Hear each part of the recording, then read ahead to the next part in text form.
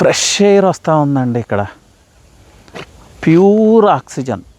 అసలు ఇక్కడి నుంచి ఎక్కడికి వెళ్ళాలనిపించట్లేదు.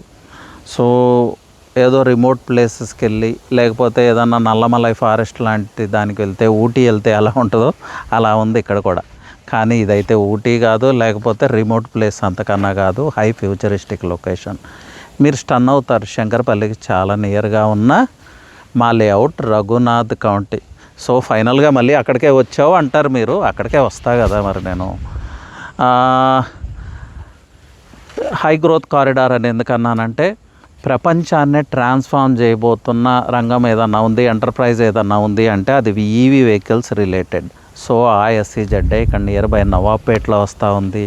అలాగే regional ring road, radial road, Shankarpally town expand అవుతుంది. ఇలాంటి విషయాలు చాలా ఉన్నాయి చెప్పుకుంటే. అన్నీ ఇప్పుడే డిస్క్లోజ్ చేస్తే థ్రిల్ ఏముంటుందండి. ఇంకా డిస్క్లోజ్ చేయాల్సిన విషయాలు ఉన్నాయి. మీరు సైట్ టూర్ చేసినప్పుడు డిస్క్లోజ్ చేస్తాను, లేకపోతే సౌత్ ప్రైడ్ టీమ్ డిస్క్లోజ్ చేస్తుంది. బట్ వన్ థింగ్ అండి, నా వైపు నుంచి ఒక సజెషన్ ఏంటంటే, విజిట్ చేసినప్పుడు ఈ గ్రీనరీని మిస్ అవ్వద్దండి. ఈ స్టన్నింగ్ వ్యూస్ని అస్సలకే మిస్ అవ్వద్దు. ఇలాంటి వ్యూస్ మనకు సిటీలో దొరకవు. సన్ రైజ్ అప్పుడు, సన్సెట్ అప్పుడు వస్తే ఇంకా బాగా ఎంజాయ్ చేయొచ్చు.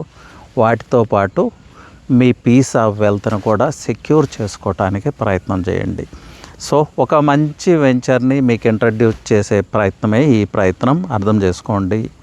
So anyway, thank you. Ravi Prakash, finishing of. All the best.